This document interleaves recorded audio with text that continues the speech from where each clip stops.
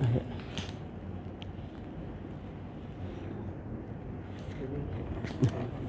deh. Takut kalau mati langsung dihidupin. Baik.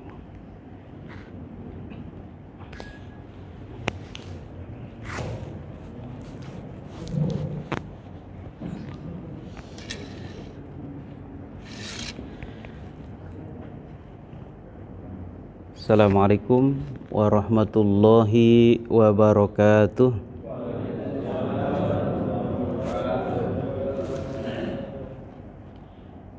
Belum dinyalain. Ulangi ya.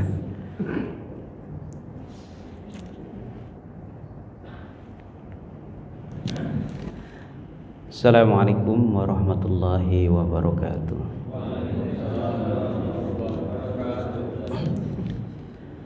Alhamdulillahilladzi la ilaha illa huwa alimul ghaibi wasyahadah huwa ar-rahmanur rahim huwallahu alladzi la ilaha illa huwal malikul quddusus salamul mu'min al-muhaiminul azizul jabbarul mutakabbir subhanallahi amma yusyrikun. Asyhadu an la ilaha illallah wahdahu la syarikalah wa asyhadu anna Muhammadan abduhu wa rasuluh. Allahumma salli wa sallim ala nabiyyina Muhammadin sallallahu alaihi wasallam wa ala alihi wa ashabihi ajma'in, amma ba'd. Yang dimuliakan Allah, para guru, para ustaz, para ahlullah, para orang tuaku di DKM Masjid Al-Barkah, ayah bunda dan para jamaah semua, semoga dalam keadaan sehat walafiat. Baik sekali, segala aktivitas kita bisa kita awali dengan membaca basmalah. Bismillahirrahmanirrahim. Alhamdulillah. Di kesempatan sebelumnya kita beberapa kali membahas tentang syukur dan sabar.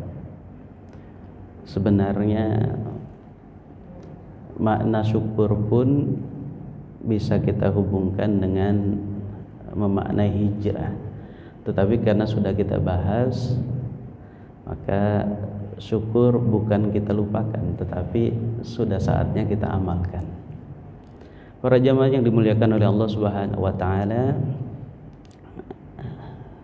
kita ulas sedikit agar kita mampu bersyukur dan bersabar, yakni selalu dengan ayat tadzakkara ihsanallah fi jami'il ahwal. Itu ya teorinya.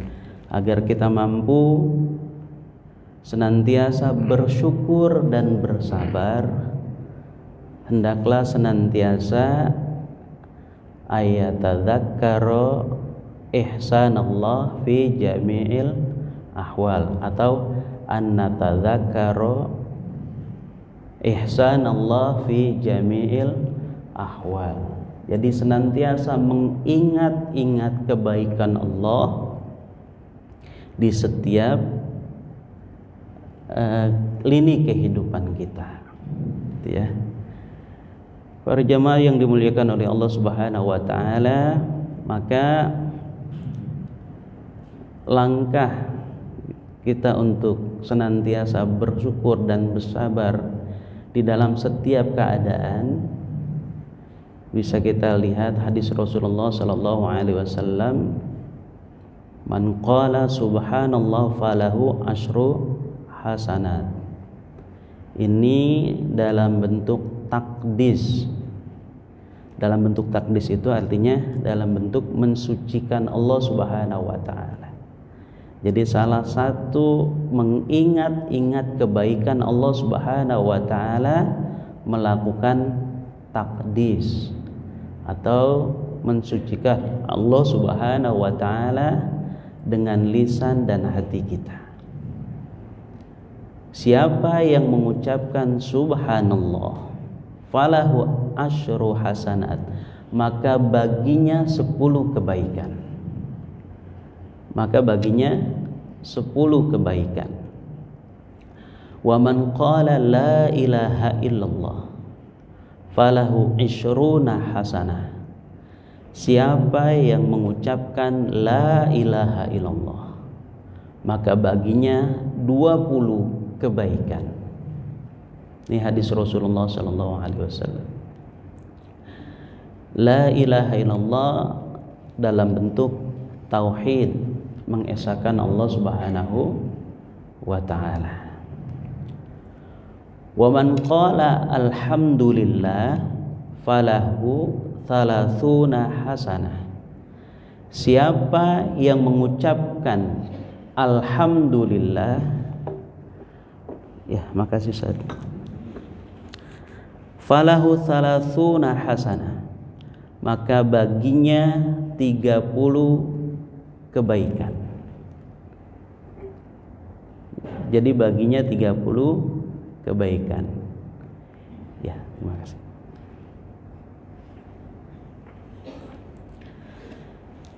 Siapa yang mengucapkan alhamdulillah, maka baginya 30 kebaikan. Ini dalam bentuk ma'rifah. Kita bisa pahami ada syariah, ada hakikah, ada tariqah, dan ada ma'rifah. Afdalul dzikri la ilaha illallah wa afdalud du'a alhamdulillah. Seafdol-afdolnya, seutama-utamanya zikir adalah la ilaha illallah, dan seutamanya doa adalah alhamdulillah. Maka ketika keinginan kita begitu menggebu,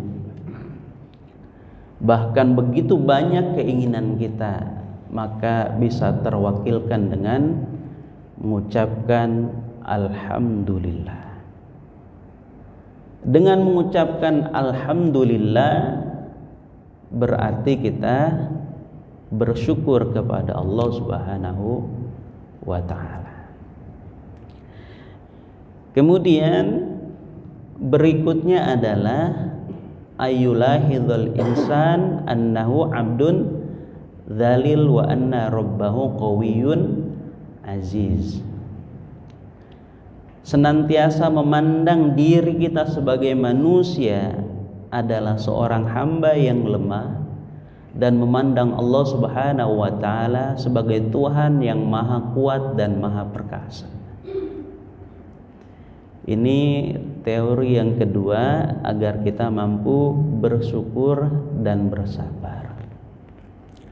Maka kita perlu pahami bahwa makna la ilaha illallah, la haula wa la quwata illa billah, la ma'buda illallah, la khaliqa illallah, la raziqa illallah, la malika illallah. Maka tatkala permasalahan kita menumpuk gitu ya, atau tak kunjung usai kita anggap, maka berzikirlah dengan la ilaha illallah. Tidak ada yang maha memberikan solusi kecuali Allah. Tidak ada yang menyelesaikan kecuali Allah. Tidak ada yang maha menuntaskan kecuali Allah Subhanahu wa taala. Tidak ada yang maha menolong kecuali Allah Subhanahu wa taala. Selanjutnya ayat tadzakkarul maut, hendaklah kita senantiasa mengingat-ingat kematian.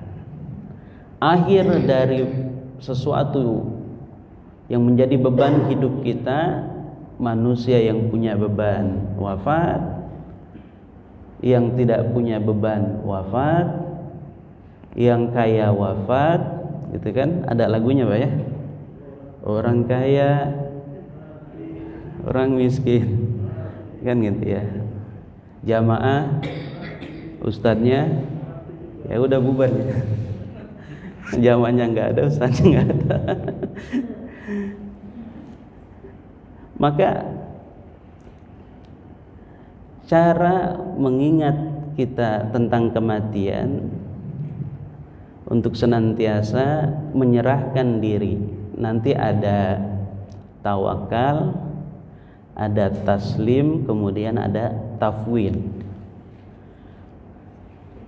Para jamaah yang dimuliakan oleh Allah Subhanahu wa taala, qul inna salati wa nusuki wa mahyaya wa mamati lillahi rabbil alamin. Kemudian di sebulan yang lalu kita membahas tentang surat Rasulullah sallallahu alaihi wasallam kepada Muaz bin Jabal ketika Muaz bin Jabal kehilangan putranya. Maka isi daripada surat Rasulullah sallallahu alaihi wasallam di samping memuji Allah Subhanahu wa taala, setidaknya ada 4 nasihat yang perlu kita renungkan, walaupun surat itu ditujukan kepada sahabat beliau Muaz bin Jabal yang beliau tugaskan berdakwah di wilayah Yaman ya. Para jamaah yang dimuliakan oleh Allah Subhanahu wa taala, nasihat Rasulullah sallallahu alaihi wasallam yang pertama agar Muaz bin Jabal untuk selalu bersyukur dan bersabar ketika dicoba oleh Allah Subhanahu wa taala. Anak merupakan pemberian Allah dan pinjamannya yang dititipkan. Pemberian Allah sekaligus pinjaman yang dititipkan. Karena itu adalah pinjaman, ya terserah siapa yang meminjamkan, ngambilnya kapan saja. Cuma terkadang kita dengan pinjaman itu merasa memiliki. Inilah repotnya kita karena merasa memiliki, padahal yang mengambil terkadang adalah yang maha memiliki. Jadi segala sesuatu yang ada pada diri kita, termasuk anak-anak, istri atau suami kalau ibu-ibu dan sebagainya yang melekat pada diri kita, perlu dilihat, perlu dipandang, itu adalah titipan Allah, adalah sesuatu pinjaman yang dititipkan kepada kita. Kemudian nasihat yang ketiga, jika sabar dan ikhlas, apa yang diambil Allah adalah pahala yang besar. Jika sabar dan ikhlas dengan apa yang diambil oleh Allah Subhanahu wa taala dari kita adalah pahala yang besar. Kemudian duka cita yang berlebihan akan menghapus pahala. Maka berdukalah sebatasnya saja. Para jamaah yang dimuliakan oleh Allah Subhanahu wa taala, bahkan Rasulullah sallallahu alaihi wasallam mengingatkan kita tentang satu musibah yang terjadi di masa lalu, kemudian kita mengingatnya, lalu kita mengucapkan inna lillahi wa inna ilaihi raji'un, itu adalah pahala bagi kita. Jadi kita pernah memiliki musibah, pernah yang kehilangan anak, mengingat anaknya dan sedih, kemudian kesedihannya itu ditutupi dengan inna lillahi wa inna ilaihi raji'un, maka baginya pahala. Yang pernah kehilangan sesuatu, kemudian ingat terhadap sesuatu tersebut, diucapkan inna lillahi wa inna ilaihi raji'un, pahala baginya. Yang pernah difitnah, kemudian dia mengucapkan inna lillahi wa inna ilaihi raji'un, pahala baginya. Maka ajaban li amril mukmin, sangat luar biasa perkara orang yang beriman. Para jamaah yang dimuliakan oleh Allah Subhanahu wa taala, baik, tema kita pada hari ini terkait dengan hijrah Sebagaimana Allah Subhanahu wa taala menetapkan ada 4 bulan haram atau 4 bulan yang dimuliakan oleh Allah Subhanahu wa taala, di samping ada bulan Ramadan. Ada 4 bulan yang dimuliakan oleh Allah Subhanahu wa taala, yang 1 terpisah, yang 3 berurutan. Dzulqa'dah, Dzulhijjah, Muharram. Kita masuk di bulan Muharram, gitu ya. Sedangkan bulan Rajab dia terpisah. Pada surat At-Taubah Allah Subhanahu wa taala berfirman, ada 4 bulan yang diharamkan oleh Allah Subhanahu wa taala, dalam artian dimuliakan oleh Allah Subhanahu wa taala. Gitu ya. Diharamkan untuk berbuat keji, diharamkan perang, diharamkan dan hal-hal yang dapat menjauhkan kita dari Allah Subhanahu wa taala, atau sesuatu yang bisa menzolimi orang lain. Bukan berarti di bulan lain boleh, gitu ya. 4 bulan ini kita dilarang untuk bermaksiat kepada Allah Subhanahu wa taala, penegasannya, gitu ya. Kenapa? Ketika kita berbuat baik maka pahalanya pun luar biasa. Di bulan Dzulqa'dah, Dzulhijjah, Muharram, dan ketika kita bermaksiat pun dosanya luar biasa. Para jamaah yang dimuliakan oleh Allah Subhanahu wa taala, kemudian dalam hadis Rasulullah sallallahu alaihi wasallam, sesungguhnya zaman ini telah berjalan berputar sebagaimana perjalanan awalnya ketika Allah Subhanahu wa taala menciptakan langit dan bumi, yang mana 1 tahun ada 12 bulan, di antaranya ada 4 bulan haram, kemudian 3 bulan yang letaknya berurutan kata Rasulullah, yakni Dzulqa'dah, Dzulhijjah, dan Muharram. Kemudian Rajab yang berada di antara Jumadil Akhir dan Sya'ban. Para jamaah yang dimuliakan oleh Allah Subhanahu wa taala, hafal bulan Hijriah ya, Pak? Hafal ya? Ya, semoga hafal semua ya. Muharram, Safar, Rabiul Awal, Rabiul Tsani, kemudian atau Rabiul Akhir, Jumadil Awal, Jumadil Akhir, Rajab, Sya'ban, Ramadan, Syawal, Dzulqa'dah, Dzulhijjah. Ini bulan kita yang seharusnya kita lebih paham. Sekarang tanggal berapa bulan Muharram? Tanggal 1. Seminggu lagi masih ingat nggak tanggal bulan Muharram? Para jamaah yang dimuliakan oleh Allah Subhanahu wa taala, Rasulullah sallallahu alaihi wasallam bersabda, ada anjuran puasa di bulan Muharram. Puasa yang paling utama setelah puasa Ramadan adalah puasa pada bulan Allah, Muharram. Sementara sholat yang paling utama setelah sholat wajib adalah sholat malam. Keutamaannya juga sangat luar biasa. Nabi SAW ditanya mengenai keutamaan puasa Arafah. Beliau menjawab, puasa Arafah akan menghapus dosa setahun yang lalu dan setahun yang akan datang.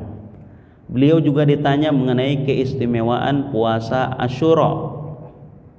Puasa Asyura, puasa tanggal 10 Muharram. Beliau menjawab, puasa Asyura akan menghapus dosa setahun yang lalu. Kemudian ada puasa Asyura, ada puasa Tasu'a. Kalau puasa Tasu'a tanggal 9. Itu hadisnya hadis Hammi. Jadi hadisnya hadis Hammi. Rasulullah Shallallahu Alaihi Wasallam belum melakukan. Rasulullah belum melakukan. Ketika Rasulullah Shallallahu Alaihi Wasallam melakukan puasa Asyura, maka para sahabat mengingatkan, ya Rasulullah, bukankah hari ini 10 Muharram ini adalah yang dimuliakan oleh Yahudi dan Nasrani. Maka Rasulullah menambahkan, insya Allah di tahun datang kita puasa di tanggal 9. Tetapi belum sempat Rasulullah Shallallahu Alaihi Wasallam sampai ke tahun berikutnya, di bulan Rabiul Awal sudah dipanggil oleh Allah Subhanahu Wa Taala. Maka hadisnya disebut hadis hammi, hadis berupa keinginan Rasulullah Shallallahu Alaihi Wasallam, tetapi belum dilakukan. Kalau kita melakukan, ya silakan. Para jamaah yang dimuliakan oleh Allah Subhanahu Wa Taala, kemudian bisa kita maknai hijrah itu adalah perpindahan secara fisik, perpindahan dari satu tempat ke tempat yang lain. Berpindah dari satu negeri yang banyak fitnah ke negeri lain yang lebih baik untuk menjalankan ketaatan kepada Allah Subhanahu wa Ta'ala. Secara maknawi, perpindahan dari maksiat dan segala apa yang Allah larang menuju kepada ketaatan. Oleh karena itu, hijrah itu ada hijrah fisik, ada hijrah batin. Hijrah fisik ya tadi, kita pindah dari tempat yang kira-kira kurang baik ke tempat yang lebih baik. Kalau hijrah batin, dari berbuat dosa kepada taubat, kemudian kepada taat kepada Allah Subhanahu wa Ta'ala. Para jamaah yang dimuliakan oleh Allah Subhanahu wa Ta'ala, di samping kita bersyukur atas nikmat usia yang Allah berikan gitu ya pada tahun baru ini, perlu kita juga bermuhasabah. Umar radhiyallahu an senantiasa berkata, hisablah diri kalian sebelum dihisab. Hisablah diri kalian sebelum dihisab. Timbanglah diri kalian sebelum kalian ditimbang. Dan berhiaslah untuk menghadapi hari penampakan yang agung. Hisablah berarti kita bermuhasabah, mengingat-ingat segala perbuatan yang telah kita lakukan. Kalau ada hal yang baik perlu kita tingkatkan, kalau ada kekurangan perlu kita tingkatkan lagi. Kalau ada kesalahan dan kehilapan di tahun berikutnya jangan sampai kita lakukan. Para jamaah yang dimuliakan oleh Allah Subhanahu wa Ta'ala, bukankah kita paham betul tentang kalimat bijak?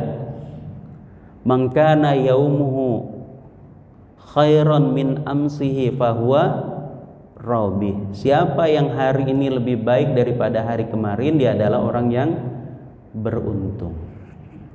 Wa man kana yaumuhu mithla amsihi fahuwa maghbun. Siapa yang hari ini sama saja dengan hari kemarin, berarti dia orang yang dibenci.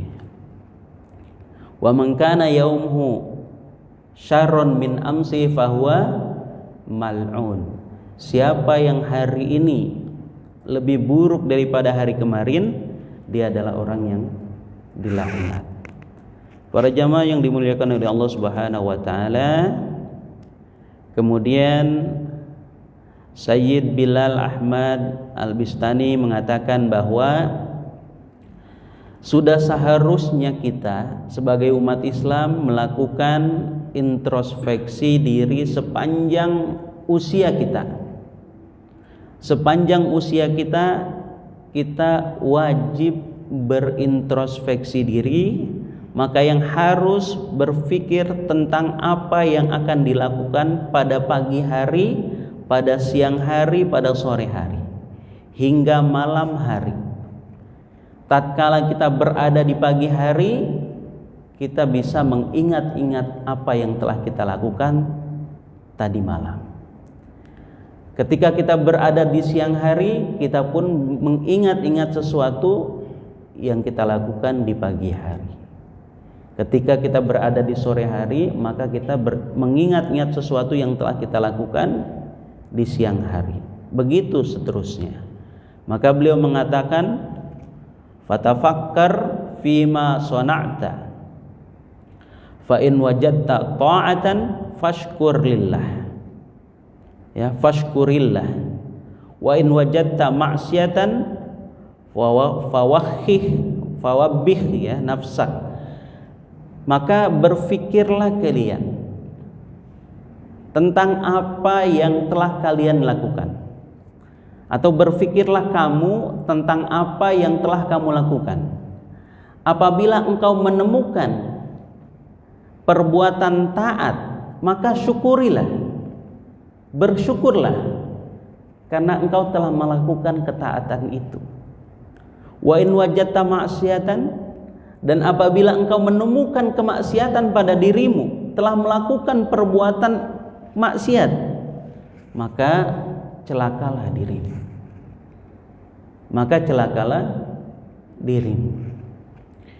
Maka apabila kita menemukan ketaatan pada diri kita, maka syukuri.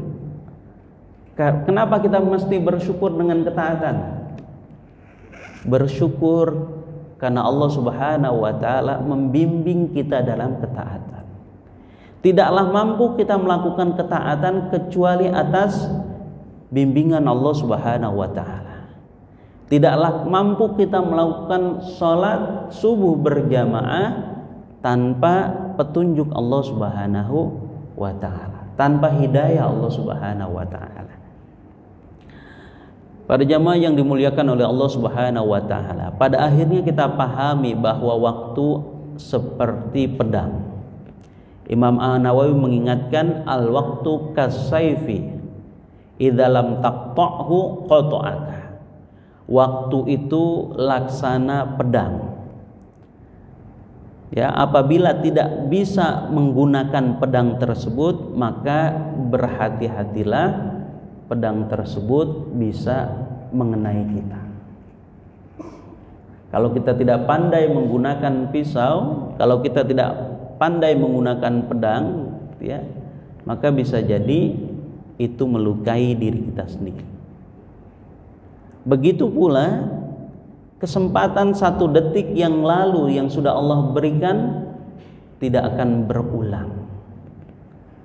Maka 1 menit, bahkan jangankan 1 menit, 1 detik kita bermaksiat kepada Allah Subhanahu wa taala adalah kerugian.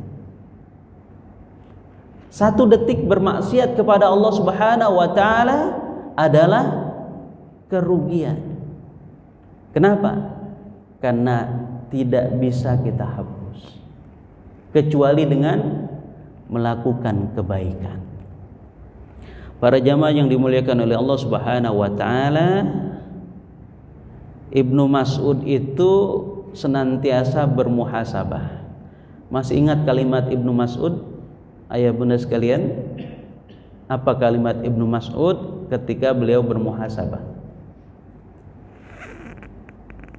Ya, ketika matahari tenggelam,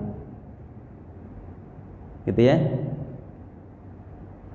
beliau berkata begini, tidaklah ada 1 hari yang paling aku sesali. Masih ingat? Di mana di hari itu mataharinya tenggelam sementara amalku tidak bertambah. Itulah hari yang paling disesali oleh Ibnu Mas'ud radhiyallahu anhu. Tidaklah ada 1 hari yang paling beliau sesali, di mana pada hari itu mataharinya tenggelam sementara amalnya tidak bertambah. Bukankah sebuah kerugian di pagi hari bila kita menjalani malam kita begitu saja tanpa ibadah kepada Allah Subhanahu wa taala? Bukankah kerugian pada siang hari bagi kita sebenarnya ketika kita melewati pagi hari tanpa ibadah kepada Allah Subhanahu wa taala?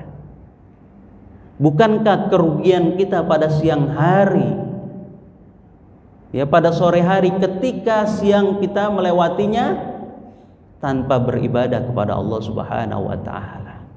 Begitu pula kerugian kita pada malam hari ketika kita melewati siang tanpa ibadah kepada Allah Subhanahu wa taala. Jadi kerugian kita adalah ketika kita jauh dari Allah Subhanahu wa taala. Itulah kerugian yang sebenarnya. Ketika kita tidak mampu menjalankan perintah Allah, ketika kita tidak mampu menyambungkan hati kepada Allah, ketika kita tidak mampu berbuat baik dan meningkatkan kebaikan, itu sebenarnya hari-hari di mana kita merugi. Para jamaah yang dimuliakan oleh Allah Subhanahu wa taala. Atau ketika siang berlalu, malam tiba, tak ada yang kita tinggalkan jejak-jejak kebaikan. Bahkan ketika kita wafat pun bisa jadi jejak-jejak kebaikan lebih sedikit dibanding jejak-jejak keburukan. Lihat saja, coba status kita lebih baik banyak kebaikan atau keburukan. Status nih, baik itu WA, komentar kita lebih baik banyak kebaikan atau keburukan. Ketika kita membaca status orang, komentar orang umpamanya, lebih banyak berhusnuzon atau bersuuzon, lebih banyak disertai dengan kalimat Masya Allah, Subhanallah atau yang lainnya, atau justru sebaliknya suuzon dan lain-lain yang kita dahulukan. Para jamaah yang dimuliakan oleh Allah Subhanahu wa taala, maka muhasabah adalah momentum yang tepat untuk meningkatkan kualitas sholat, untuk meningkatkan lebih khusyuk, untuk meningkatkan berjamaah di masjid, kemudian untuk meningkatkan tepat waktu. Masih ingat antara mukhlis dengan mukhlas? Sudah jadi mukhlas, Pak? Semoga sudah ya. Sudah jadi mukhlas semua. Ya. Setelah kita melakukan perjalanan mukhlis, gitu ya. Jadi ada ikhlas, mukhlis dan mukhlas. Semoga kita semua sudah menjadi hamba Allah Subhanahu wa taala yang mukhlas. Kemudian momentum yang tepat sekali di awal tahun atau di tanggal 1 Hijriah ini ya, Muharram, untuk senantiasa memperbanyak membaca Al-Qur'an, kemudian mentadaburi makna dan mengamalkannya, kemudian mengajarkan infak, sedekah dan sebagainya, menggiatkan infak, sedekah dan sebagainya, kemudian mengkaji ilmu, berdakwah, menolong sesama, birrul walidain. Kadangkala ini yang lupa. Kadangkala kita sibuk berbuat baik segala macam, kelupaan orang tua kita terlewat. Sibuk kita berbuat baik, bersedekah dan sebagainya, berinfak kepada yang lain, ternyata lupa. Kita mendoakan ayah bunda kita sehari itu minimal berapa kali, Pak? Ya. Kalau kita mendoakan ayah bunda kita setelah sholat, itu termasuk berbakti atau tidak? Masih kurang berbakti. Bapak Ibu sekalian, ya, kira-kira dari sejak taklim ini dimulai sampai sekarang nih, kalau kita sambil duduk Robbik firli wali walidayya, kira-kira dapat nggak 100 sudah? Ringan apa mudah itu? Ringan apa susah gitu? Ringan apa berat gitu? Kan cuma hal-hal yang ringan sering kita lupakan. Jadi seorang anak yang mendoakan ayah bundanya cuma 5 kali setelah sholat dalam sehari semalam, itu masih kurang berbakti kepada ayah bundanya, karena bisa menyelipkan Robbik firli wali walidayya tidak hanya ketika setelah sholat saja. Bisa jadi kita jadikan zikir Rabbighfirli wa liwalidayya warhamhuma kama rabbayani shaghira. Kalau kita bermuhasabah tentang ayah bunda kita, hingga hari ini ada yang usianya 60 tahun, ada yang usianya 50 tahun, ada yang usianya 40, ada yang usianya 30 tahun. Bisa enggak gitu ya membalas setetes darah bunda kita ketika bunda kita melahirkan kita? Sudah terbalas enggak setetes air susu yang kita hisap dari bunda kita ketika kita sudah seusia ini? Sudah terbalas? Kalau yang merasa sudah terbalas, bisa angkat tangannya, Pak. Sudah mampu, saya sudah balas air susu ibu saya dengan kebaikan, dengan rumah mewah umpamanya. Para ayah bunda yang dicintai oleh Allah Subhanahu wa taala, kemudian berikutnya kita dapat mengisi Muharram kita atau tahun baru Islam kita dengan senantiasa mengawali segala perbuatan kita dengan basmalah. Di dalam kitab Majalisus Saniyah, sebuah kitab syarah dari kitab Arba'in An-Nawawi yang ditulis oleh Syekh Ahmad bin Al-Fasani, beliau mengatakan madarul Islam ala arba'ati ahadis. Poros agama Islam itu terdapat pada 4 hadis. Kata beliau, poros agama Islam itu terdapat pada 4 hadis. Fakullu wahidin minha rub'ul Islam. Maka masing-masing hadis tersebut merupakan 1/4 Islam. Jadi apabila seseorang mampu mengamalkan satu saja dengan baik hadis tersebut, maka menurut saya Imam Ahmad bin Al-Fasani bahwa orang tersebut sudah mampu melaksanakan 1/4 dari ajaran Islam. Apa hadis-hadis tersebut? Yang pertama hadis nomor 1 di dalam kitab Arba'in An-Nawawi. Hadis Arba'in, hadis 40-an. Imam An-Nawawi yang pertama hadis nomor 1, innamal a'malu binniyat. Hadis nomor 6, innal halala bayyinun wa innal harama bayyinun wa bainahuma umurun mustabihat. Dan hadis yang ke-12, min husni islamil mar'i tarkuhu ma la ya'nihi. Dan hadis yang ke-20, idza lam tastahyi fasna ma syi'ta. Apabila kita mampu mengamalkan 4 hadis ini dengan sempurna, kata Imam Ahmad bin Al-Fasani, maka seseorang itu telah melakukan kesempurnaan agama. Karena hadis ini mencakup, ya, mendukung hadis-hadis yang lainnya. Para jamaah yang dimuliakan oleh Allah Subhanahu wa taala, innamal a'malu bin niyat wa innama likulli imri'im ma nawa. Faman kanat hijratuhu ila Allahi wa rasuli fa hijratuhu ila Allahi wa rasuli. Wa man kanat hijratuhu lid-dunya yusibuha aw imra'atin yankihuha fa hijratuhu ila ma hajaru ilaihi. Innamal a'malu binniyat. Imam Ahmad bin Al-Fasani mengatakan, lau sonaftu mi'ata kitab la bada'tu fi awali kulli kitab bihadil hadis, yakni innamal a'malu binniyat.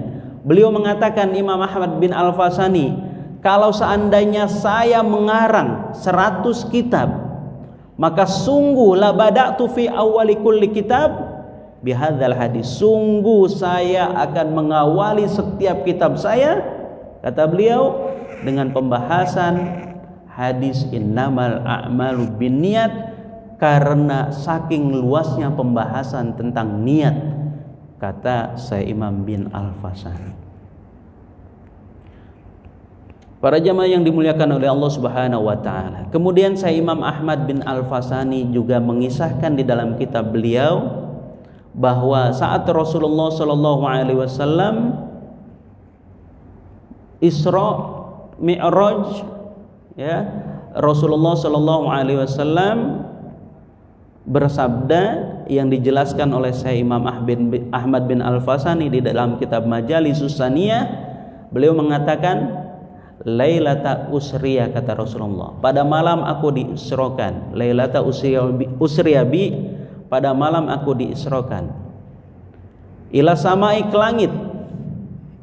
Pada malam aku diisrokan, aku melihat 4 buah sungai di dalam surga. Kata Rasulullah sallallahu alaihi wasallam, fara'aitu fiha arba'ata anhar, maka aku melihat 4 buah sungai di dalam surga. Nahrun min ma'in ghairi asin, yang pertama adalah sungai yang airnya jernih, sungai yang airnya tidak keruh. Wa nahrun min labanin lam yataghayyar ta'mu, dan yang kedua sungai dari susu yang tidak berubah rasanya. Wa nahrun min khamrin ladzatil lisyaribin, kurang titiknya, ladzatil lisyaribin. Yang ketiga sungai dari khamr yang lezat rasanya. Wa nahrun min asalim musaffa, dan yang keempat sungai dari madu yang jernih. Bisa dilihat pada surat Muhammad ayat 15. Para jamaah yang dimuliakan oleh Allah Subhanahu wa taala. Kemudian Rasulullah sallallahu alaihi wasallam berkata kepada malaikat Jibril, "Ya Jibril, min aina taji ila aina tajri?" Wahai Jibril, dari mana datangnya sungai-sungai ini dan kemana mengalirnya? Maka Jibril menjawab, tajri ila haudil kautsar. Wahai Muhammad, semuanya mengalir ke telaga Al-Kautsar. Kalau sumbernya saya tidak tahu. Maka berdoalah engkau wahai Muhammad agar Allah Subhanahu wa taala memberitahu kepadamu di mana sumbernya, di mana hulunya. Maka Rasulullah sallallahu alaihi wasallam berdoa. Setelah berdoa datang satu malaikat mengucapkan salam kepada beliau, dan beliau menjawab salam malaikat tersebut. Baru saja Rasulullah menjawab salam, malaikat itu langsung berkata, "Ya Muhammad, ghammid ainaika." Wahai Muhammad, pejamkan kedua matamu. Fa ghamidtu ainaya, kata Rasulullah, aku pejamkan kedua mataku. Baru saja Rasulullah memejamkan matanya, malaikat itu langsung berkata, "Iftah ainaika ya Muhammad." Buka kedua matamu. Fa fatahtu ainaya, kata Rasulullah, aku buka kedua mataku. Tiba-tiba aku berada di sisi sebuah pohon yang amat besar. Dari sisi pohon itu aku melihat manusia dan jin seperti burung-burung yang ada di atas gunung, atau seperti bola yang dilemparkan ke lautan. Ini menandakan bahwa manusia dan jin hanya bagian kecil dari kekuasaan Allah Subhanahu wa taala yang maha besar. Kemudian aku melihat keempat sungai tadi mengalir. Kemudian aku melihat sebuah kubah yang berwarna putih. Saat aku hendak berlalu, aku melihat kubah itu ada pintunya yang terbuat dari emas dan gemboknya terbuat dari emas. Saat aku hendak berlalu dari pintu kubah itu, malaikat itu berkata, "Ya Muhammad, kenapa engkau tidak memasukinya?" "Bagaimana aku bisa memasukinya?" kata Rasulullah, "sedangkan pintu itu ada gembok yang terbuat dari emas." Maka malaikat itu berkata, "Muhammad, kuncinya ada di tanganmu." "Mana kuncinya?" "Kuncinya ada di tanganmu, wahai Muhammad." "Mana kuncinya?" "Wahai Muhammad, kuncinya ada di tanganmu, yakni kalimat Bismillahirrahmanirrahim." Maka Rasulullah SAW memegang gembok itu dan mengucapkan kalimat basmalah. Terbuka gembok itu, kemudian Rasulullah memasuki kubah itu dan menyaksikan pemandangan yang begitu indah. Ketika Rasulullah hendak keluar dari kubah itu, malaikat itu berkata, "Ya Muhammad, sudahkah engkau melihat semuanya?" "Ya, saya sudah melihat semuanya," kata Rasulullah. Malaikat itu berkata lagi, "Ungdzur tsaniyan." Wahai Muhammad, lihat yang kedua kalinya. Fanadzartu tsaniyan, maka Rasulullah sallallahu alaihi wasallam kata Rasulullah, aku melihat yang kedua kalinya. Saat melihat yang kedua kalinya, aku melihat 4 buah sungai yang mengalir tadi. Kemudian aku melihat 4 buah pilar yang berdiri tegak. Keempat pilar yang berdiri tegak itu ternyata menyangga kalimat Bismillahirrahmanirrahim. Aku melihat di ujung mimnya lafaz bismi mengalir sungai yang airnya jernih. Di haknya lafaz Allah menjadi sumber dari sungai susu. Di mimnya lafaz Ar-Rahman menjadi sumber dari sungai khamar, dan di ujung mimnya lafaz Ar-Rahim mengalir sungai madu. Maka Rasulullah berkata, fa'alimtu anna asla hadhil anhar mim basmalah. Sekarang saya paham, sekarang saya tahu ternyata sumber daripada keempat sungai ini adalah kalimat Bismillahirrahmanirrahim. Kemudian Allah Subhanahu wa taala berfirman kepada beliau, "Ya Muhammad, man dzakarani min ummatik biqalbin khalis bihadhil asma saqaituhu min hadhil anharil arba'ah." Wahai Muhammad, siapa saja dari umatmu yang senantiasa mengucapkan, mengawali setiap pekerjaannya dengan kalimat ini, yakni Bismillahirrahmanirrahim, kata Allah, saqaituhu min hadhil anharil arba'ah, maka aku minumkan dia dari keempat sungai ini. Para jamaah yang dimuliakan oleh Allah Subhanahu wa taala, maka mari kita awali tahun baru Hijriah ini. Di samping kita sudah bermuhasabah, kita awali dengan Bismillahirrahmanirrahim. Semoga tahun ini lebih baik dari tahun sebelumnya. Selanjutnya kita bertawakal kepada Allah Subhanahu wa taala, menyerahkan segala urusan kepada Allah Subhanahu wa taala. Setidaknya ada tawakul, ada taslim, ada tafwid. Jadi tawakal itu contohnya ketika seorang sahabat mengunjungi Rasulullah dan Rasulullah bertanya, apakah engkau sudah mengikat untamu? Maka dia menjawab, saya pasrahkan kepada Allah, belum diikat untanya. Kemudian Rasulullah memerintahkan, ikat untamu, kemudian berpasrah kepada Allah Subhanahu wa taala. Itu tawakal. Kemudian taslim. Taslim itu gambarannya gini aja. Taslim itu kalau kita jadi mayit itu mau diapain saja sama yang mandiin silahkan, nggak protes kita, gitu ya. Kemudian kalau tafwid, definisinya bisa kita bahas pada kesempatan yang lain. Tafwid itu seperti bayi. Jadi kalau dia pengen sesuatu, modalnya nangis saja. Bayi nangis pada rebutan. Ayahnya mau gendong, apalagi ibunya, kakek neneknya, paman bibinya, bahkan tetangganya mau gendong dia. Itu bayi. Nah, begitu pula orang yang bertafwid kepada Allah Subhanahu wa taala, maka segala urusannya akan dituntaskan oleh Allah Subhanahu wa taala. Semoga kita dapat memaknai tahun baru Islam ini dengan senantiasa bermuhasabah dan menjadikan tahun ini lebih baik daripada tahun sebelumnya. Dan mari kita isi, kita niatkan, kita ucapkan Bismillahirrahmanirrahim bahwa tahun ini insyaallah tahajudnya ditingkatkan, insyaallah bukan cuma menjadi mukhlis, tetapi insya Allah menjadi mukhlas. Insya Allah kita senantiasa bertawakal kepada Allah Subhanahu wa taala. Hanya ini saja yang dapat saya sampaikan. Mohon maaf atas segala kekurangan. Kebenaran milik Allah Subhanahu wa taala, kehilapan dan kekurangan mohon dimaafkan. Cukup ya Pak, Ibu?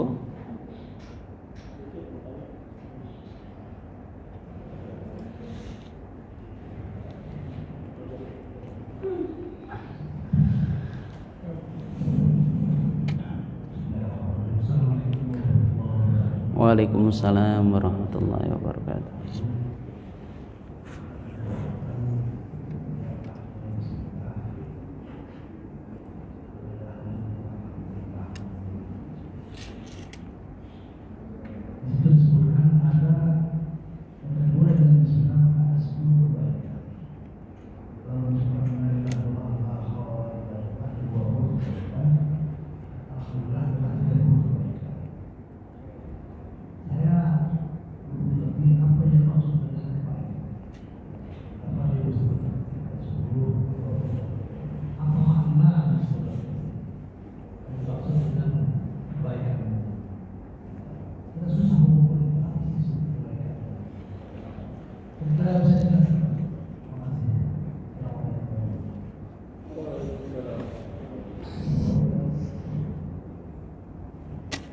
Baik, kebaikan ada 10 ketika kita mengucapkan subhanallah, ada 20 ketika kita mengucapkan la ilaha illallah, kemudian ada 30 kebaikan ketika kita mengucapkan alhamdulillah. Jadi ketika kita ini subhanallah itu biasanya melihat sesuatu yang menakjubkan. Sesuatu yang menakjubkan itu kadang-kala ada yang berpendapat sesuatu yang menakjubkan tetapi bukan sesuatu yang baik gitu ya. Kalau yang baik kadang mengucapkannya masya Allah kan gitu ya. Gitu ya. Level-level kebaikan ini 10 kebaikan ini wallahu a'lam. Yang jelas ya, kebaikan itu sangat banyak sekali. Kebaikan itu sangat banyak sekali. Entah itu kebaikan dalam bentuk fisik, entah itu kebaikan dalam bentuk batin, entah kebaikan itu dalam penjagaan diri kita, entah kebaikan itu dalam penjagaan keluarga kita, entah kebaikan itu yang jelas semua baik ketika di dunia terlebih di akhirat kelak Allah akan balas dari tasbih-tasbih yang kita ucapkan tersebut. Jadi kebaikannya wallahu a'lam. Apakah itu di dunia, apakah nanti di akhirat. Namun perlu kita yakini insya Allah dunia dan akhirat. Kebaikannya dalam bentuk apa? Wallahu a'lam. Yang jelas kebaikan. Yang jelas kebaikan. Bukankah kebaikan itu mungkin bisa kita sebutkan 1000 juga masih kurang kali kalau kita tulis ya. Jadi kebaikannya merupakan rahasia Allah Subhanahu wa taala. Gitu ya. Gimana Pak Haji? Ada tambahan silakan. Wallahu a'lam kebaikannya. Yang jelas kebaikan Allah lebih baik daripada kebaikan makhluk. Gitu ya.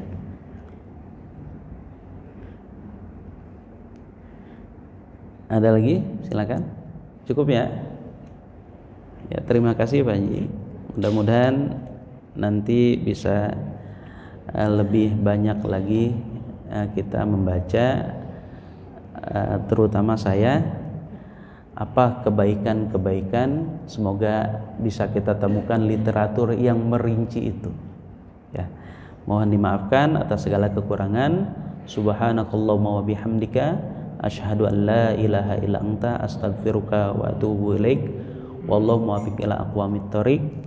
Billahi taufiq wal hidayah. Assalamualaikum warahmatullahi wabarakatuh.